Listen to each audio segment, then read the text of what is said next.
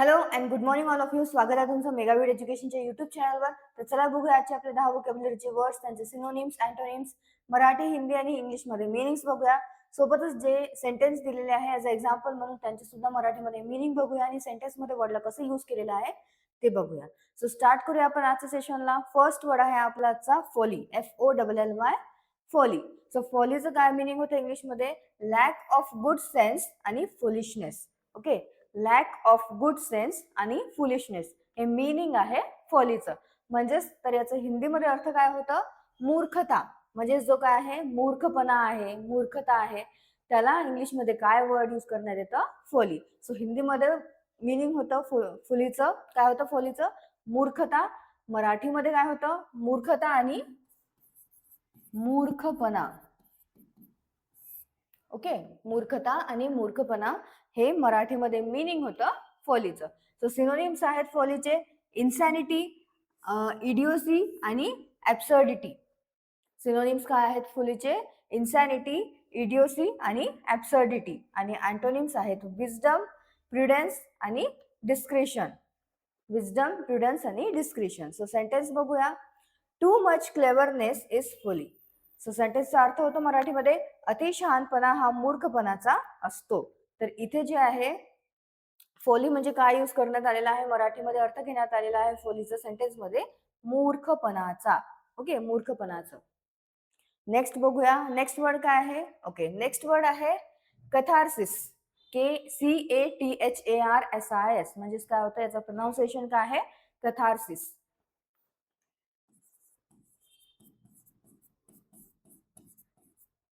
CATHARSIS चं pronunciation आहे catharsis.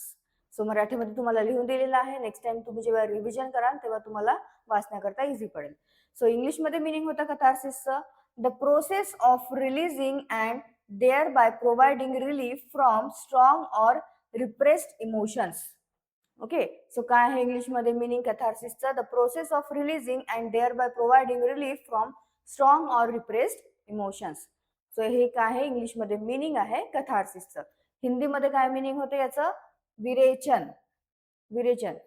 जसं की काही आपल्या मनामध्ये आपण खूप वर्षापासून, खूप दिवसापासून साठवून ठेवलेलं आहे, ते मोकळं करणे, कोणातरी समोर मन मोकळं करणे, त्याला काय म्हटलं जातं इंग्लिशमध्ये? त्याला वर्ड यूज करण्यात येतो कथार्सिस. म्हणजेच काय? तर मराठीमध्ये आपण म्हणतो की आपण कोणासमोर खूप गदगदलेलं आहे, आपलं मन खूप भरलेलं आहे, काहीतरी आपल्या मनात चाललेलं आहे, आपण ते कोणापुढे बोलत नाही आणि तेच आपण एखाद्या समोर आपलं मन मोकळं करत आहे. सो ते मन मोकळं करणे, त्यालाच इंग्लिशमध्ये काय म्हटलं जातं? कथार्सिस. हिंदीमध्ये मीनिंग होतं कथार्सिसचं विरेचन. मराठीमध्ये काय होतं? मनोविरेचन. म्हणजेच काय करणे? आपलं मनातलं जे पण आहे ते हलकं करणे, कोणाही समोर त्याला मन मोकळं करणे.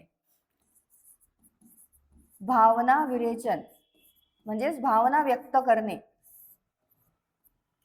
आणखी काय होतं? शुद्धीकरण आणि मनाचे हलकेपणा किंवा हलकेपण म्हणजेच मन हलकं करणे. सो कथार्सिसचं मराठीमध्ये काय मीनिंग आहे? मनोविरेचन, भावना विरेचन, शुद्धीकरण आणि मनाचे हलकेपण म्हणजेच मन हलकं करणे, मन मोकळं करणे. सिनोनिम्स आहेत कथार्सिसचे: पर्जिंग, पर्गेशन आणि प्युरिफिकेशन. सिनोनिम्स काय आहेत? पर्जिंग, पर्गेशन आणि प्युरिफिकेशन. आणि सेंटेन्स काय दिलेला आहे? So music is a means of catharsis for them.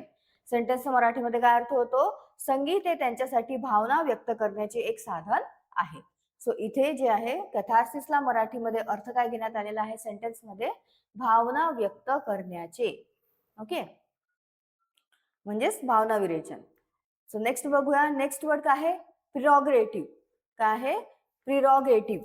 PREROGATIVE, प्रिरॉगेटिव्ह. So प्रिरॉगेटिव्हचं इंग्लिशमध्ये मीनिंग होतं right or privilege exclusive to a particular individual or class. म्हणजेच काय? तर मीनिंग आहे प्रिरॉगेटिव्हचं a right or privilege exclusive to a particular individual or class. म्हणजेच काय होतं? प्रिरॉगेटिव्ह म्हणजेच एक प्रिव्हिलेज असणे, म्हणजेच काय असणे? अधिकार, विशेष अधिकार असणे, विशेष हक्क असणे. त्याला इंग्लिशमध्ये काय वर्ड यूज करण्यात येतं तर प्रिरॉगेटिव्ह. सो प्रिरॉगेटिव्हचं इंग्लिशमध्ये मिनिंग आहे right or privilege exclusive to a particular individual or class. हिंदीमध्ये प्रिरॉगेटिव्हचं मिनिंग काय होतं परमाधिकार. मराठीमध्ये काय होतं विशेष अधिकार.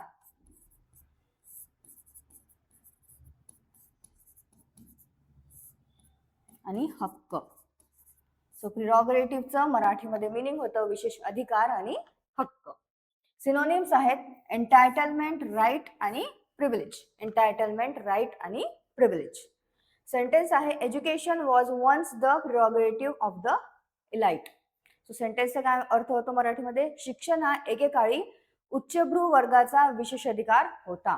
म्हणजेच काय तर जे उच्च लोक होते त्यांनाच शिक्षणाचा अधिकार होता असं या सेंटेन्सचा अर्थ होतो मराठीमध्ये. शिक्षण हा एकेकाळी म्हणजेच एकेकाळी शिक्षण हा एकेकाळी उच्चभ्रू वर्गाचा विशेष अधिकार होता. आणि इथे जे आहे प्रिरॉगेटिव्हचं काय अर्थ घेण्यात आलेला आहे मराठीमध्ये तर विशेष अधिकार म्हणून. इलाइट म्हणजे काय होतं तर उच्चभ्रू. जे उच्चभ्रू वर्ग आहे म्हणजे जे हाय क्लास लोक आहेत त्यांनाच जे शिक्षणाचा आहे तो अधिकार होता एकेकाळी असं या सेंटेन्समध्ये सांगितलं गेलेलं आहे. नेक्स्ट बघूया. नेक्स्ट वर्ड आहे कस्टोडियन्स. CUSTODIANS. कस्टोडियन्सचं काय इंग्लिशमध्ये मिनिंग होतं तर a person who has responsibility for or looks after something. काय आहे a person who has responsibility for or looks after something. म्हणजेच काय होतं कस्टोडियन म्हणजे एखाद्याजवळ एखाद्याची कस्टडी आहे किंवा त्याला रक्षणासाठी ठेवलेलं आहे किंवा संरक्षण एखादा करत आहे त्याला काय म्हटलं जातं कस्टोडियन. सो हिंदीमध्ये मिनिंग होतं कस्टोडियनचं संरक्षक. मराठीमध्ये सुद्धा कस्टोडियनला संरक्षक असंच म्हटलं जातं. आणखी काय म्हटलं जातं रक्षक जो आपली रक्षा करतो. आणि पालक. ओके पालक सुद्धा आपली रक्षाच करतात सो त्यांना सुद्धा कस्टोडियन्स असं म्हटलं जातं. जे गार्डियन्स आहे त्यांना सुद्धा कस्टोडियन म्हटलं जातं. सो कस्टोडियनचं मराठीमध्ये काय मिनिंग होतं संरक्षक, रक्षक आणि पालक. सिनोनिम्स आहेत क्युरेटर, गार्डियन्स आणि कन्झर्वेटर. क्युरेटर, गार्डियन्स आणि कन्झर्वेटर हे सिनोनिम्स आहेत कस्टोडियन्सचे. सेंटेन्स आहे farmers are custodians of the land for the next generation. So सेंटेन्सचा मराठीमध्ये अर्थ काय होतो शेतकरी हे पुढील पिढीसाठी जमिनीचे संरक्षण आहेत. शेतकरी हे पुढील पिढीसाठी जमिनीचे संरक्षक आहे. म्हणजे ते आता काय करत आहे जे फार्मर्स आहे जे शेतकरी आहे ते जमिनीला संरक्षक करत आहे त्याचं कस्टोडियन करत आहे. कोणत्या पिढीसाठी पुढच्या पिढीसाठी. म्हणजे आतापासून ते जी जमीन आहे त्या जमिनीला चांगल्या प्रकारे चांगलं त्याचं जमिनीला चांगल्या प्रकारे यूज करत आहे किंवा जमिनीचं चांगलं संगोपन करत आहे. त्याची माती वगैरे हे सगळं काही ते करत आहे फार्मर्स लोक ते पुढच्या पिढीसाठी करत आहे असं या सेंटेन्समध्ये सांगितले गेलेलं आहे. आणि शेतकरी हे पुढील पिढीसाठी जमिनीचे संरक्षण आहे. तर इथे कस्टोडियन म्हणजे काय यूज करण्यात आलेला आहे अर्थ घेण्यात आलेला आहे मराठीमध्ये संरक्षण. आणि कस्टोडियन हे कोणाला म्हटलं गेलेलं आहे सेंटेन्समध्ये फार्मर्सला म्हणजे शेतकऱ्यांना. नेक्स्ट बघूया. नेक्स्ट वर्ड आहे देअर ऑफ. देअर ऑफचं इंग्लिशमध्ये मिनिंग होतं for the thing just mention of that. For the of the thing just mention of that म्हणजेच काय होतं देअर ऑफ. सो हिंदीमध्ये देअर ऑफचं मिनिंग काय होतं उसके. मराठीमध्ये काय होतं त्याचा,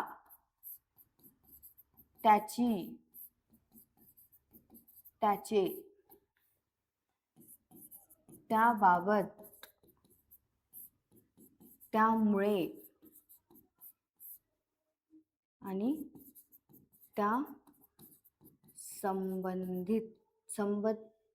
संबंधीचा. ओके सो देअर ऑफचं मराठीमध्ये काय मिनिंग होतं त्याचा, त्याची, त्याचे, त्याबाबत, त्यामुळे आणि त्या संबंधीचा.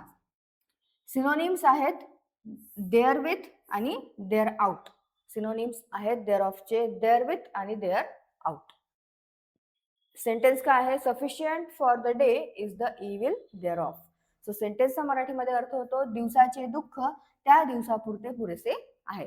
तर इथे देअर ऑफचा काय अर्थ घेण्यात आलेला आहे त्या म्हणून. नेक्स्ट वर्ड आहे फिलिप. FILLIP fillip. सो फिलिपचं इंग्लिशमध्ये मिनिंग होतं something which acts as a stimulus or boost to an activity. जो काय करतो, एखाद्या ऍक्टिव्हिटीला चालना देतो, प्रोत्साहन देतो, त्याला काय म्हटलं जातं इंग्लिशमध्ये? फिलिप म्हटलं जातं. फिलिप असा वर्ड यूज करण्यात येतो. कशा करता? प्रोत्साहन देत आहे आपण किंवा चालना देत आहे एखाद्या ऍक्टिव्हिटीला, त्याला इंग्लिशमध्ये वर्ड यूज करण्यात येतं फिलिप. सो इंग्लिशमध्ये मिनिंग होतं फिलिपचं something which acts as a stimulus or boost to an activity. हिंदीमध्ये मिनिंग होतं प्रोत्साहन, मराठीमध्ये सुद्धा प्रोत्साहन होतं. आणखी काय होतं? चालना, ऊर्जा देणारी गोष्ट. मराठीमध्ये मिनिंग होतं फिलिपचं प्रोत्साहन, चालना आणि ऊर्जा देणारी गोष्ट. सिनोनिम्स आहेत बूस्ट, एनकरेजमेंट आणि इन्साइटमेंट. बूस्ट, एनकरेजमेंट आणि इन्साइटमेंट. अँटोनिम्स काय आहेत? डल आणि डॅम्पन. डल आणि डॅम्पन. सेंटेन्स आहे the news gave the stock market a big fillip. सेंटेन्सचा मराठीमध्ये अर्थ असा होतो या बातमीमुळे शेअर बाजाराला मोठी चालना मिळाली. तर इथे जे आहे फिलिपला काय अर्थ घेण्यात आलेला आहे मराठीमध्ये? मोठी चालना मिळाली म्हणून. ओके, बिग फिलिप, मोठी चालना. नेक्स्ट वर्ड आहे ट्रान्श. TRANCHE. काय होतं? ट्रान्श. ओके, नेक्स्ट टाइम जेव्हा तुम्ही वाचाल तेव्हा तुम्हाला प्रोनाऊन्स करायला इझी पडेल. TRANCHE ला प्रोनाऊन्स करायचं आहे ट्रान्श. सो ट्रान्सचं इंग्लिशमध्ये मिनिंग होतं अ portion of something specially money. A portion of something specially काय? तर मनी, पैसा. सो त्याला काय म्हटलं जातं इंग्लिशमध्ये? एक वर्ड यूज करण्यात येतं, तो आहे ट्रान्श. हिंदीमध्ये याचं मिनिंग होतं अंश. मराठीमध्ये सुद्धा काय होतं? अंश. आणखी काय होतं? हप्ता, भाग आणि तुकडा. सो मराठीमध्ये काय मिनिंग होतं ट्रान्सचं? अंश, हप्ता, भाग आणि तुकडा. सिनोनिम्स आहेत फ्रॅक्शन, टायनी पार्ट आणि बिट. फ्रॅक्शन, टायनी पार्ट आणि बिट. आणि अँटोनिम्स आहेत लॉट, प्लेंटी आणि लोड्स. लॉट, प्लेंटी आणि लोड्स. सेंटेन्स आहे they risk losing the next tranche of funding. सेंटेन्सचा काय अर्थ होतो? त्यांच्याकडून निधीचा पुढील हप्ता गमावण्याचा धोका आहे. तर इथे जे आहे ट्रान्शला काय म्हणून यूज करण्यात आलेला आहे मराठीमध्ये? हप्ता म्हणून. नेक्स्ट वर्ड आहे अट्रिशन. ATTRITION. अट्रिशन. अट्रिशनचं इंग्लिशमध्ये मिनिंग होतं the action or process of gradually reducing the strength or effectiveness of someone or something through sustained attack or pressure. So काय आहे अट्रिशनचं इंग्लिशमध्ये मिनिंग? परत एकदा वाचून घेऊया आपण. The action or process of gradually reducing the strength or effectiveness of someone or something through sustained attack or pressure. म्हणजेच काय? तर अट्रिशन असा वन वर्ड यूज करू शकतो आपण या मीनिंग करता. आणि मीनिंग काय होतं हिंदीमध्ये अट्रिशनचं? कमी होणार. ओके, कमी होणार. मराठीमध्ये काय होते? कमी होणे. मराठीमध्ये काय अर्थ होतो मग? कमी होणे. अट्रिशनचा अर्थ होतो कमी होणे किंवा झीज होणे, घस होणे आणि घट होणे. सो अट्रिशनचा मराठीमध्ये काय मिनिंग आहे? कमी होणे, झीज होणे, घस आणि घट. सिनोनिम्स आहेत डिके, वीकनिंग आणि डिबिलिएशन. डिके, वीकनिंग आणि डिबिलिएशन हे सिनोनिम्स आहेत अट्रिशनचे. अँटोनिम्स काय आहेत? बिल्डअप, इन्क्रीज आणि गेन. बिल्डअप, इन्क्रीज आणि गेन. सेंटेन्स आहे the council is trying to bear down the opposition by attrition. आता बघूया आपण सेंटेन्स हा मराठीमध्ये काय अर्थ होतो? तर विरोधकांचे संख्याबळ किंवा मनोधैर्य हळूहळू खचवून त्यांना कमकुवत करण्याचा परिषद प्रयत्न करत आहे. सेंटेन्स काय आहे? वाचूया परत एकदा. The council is trying to bear down the opposition by attrition.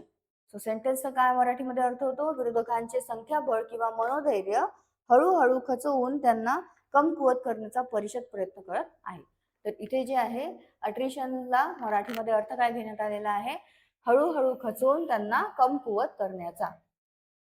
हळूहळू खचवून त्यांना कमकुवत करण्याचा किंवा त्यांना कमकुवत करण्याचा सुद्धा आपण म्हणू शकतो. मराठीमध्ये अर्थ काय होतो कशाचा? अट्रिशनचा. नेक्स्ट वर्ड आहे जॉकंड. JOCUND. जॉकंड. जॉकंड. सो जॉकर्नचं इंग्लिशमध्ये मिनिंग होतं cheerful and light hearted. Cheerful and light hearted म्हणजे होतं जॉकर्ड. हिंदीमध्ये जॉकर्डचं मिनिंग होतं प्रफुल्ल. मराठीमध्ये काय होतं आनंदी.